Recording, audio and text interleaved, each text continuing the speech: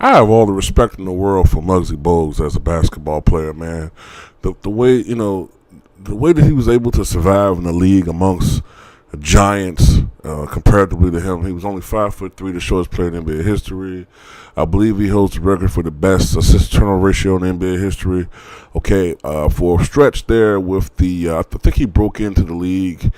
I think it was a 1988, 89 season, I believe it was, or it was either the 87, 88 season. I'm gonna go with 88, 89. And for a while, I think he was on the Washington Bullets, and I think for a while, that team featured the shortest player in NBA history and the tallest player in NBA history. For a while, I believe he and Manute Bol were teammates.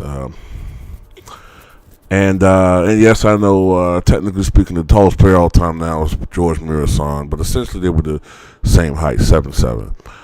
But Muggsy Bogues, he doesn't belong in the Hall of Fame, and I'm that's not me hating on him, man.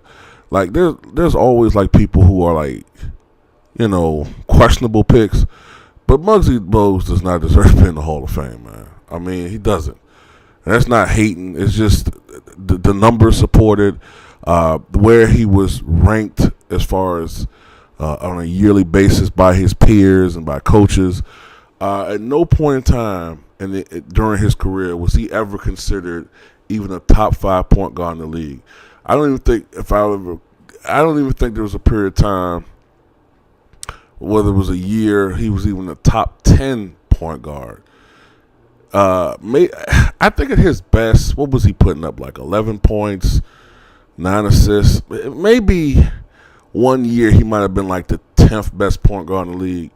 But he won't better than Gary Payton or I'm trying to think of the early 1990s. He won't better than John Stockton or even a declining Isaiah Thomas. He won't better than Kenny Anderson. He wasn't better than even a declining Maurice Cheeks. He wasn't better than Derek Harper. He wasn't better than Tim Hardaway. He wasn't better, than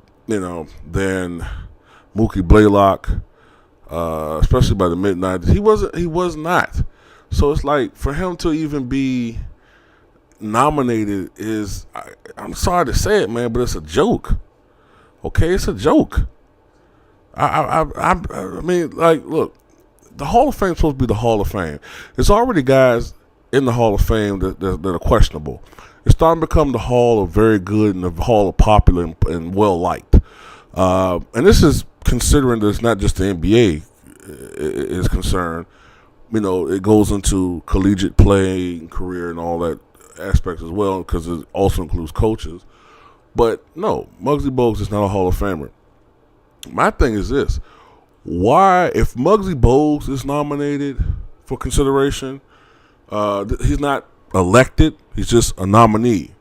And I suspect he won't get in. If he gets in, I'm very, very surprised and very shocked, because if he gets elected to the Hall of Fame, then goddamn it, people like Walter Davis need to get in.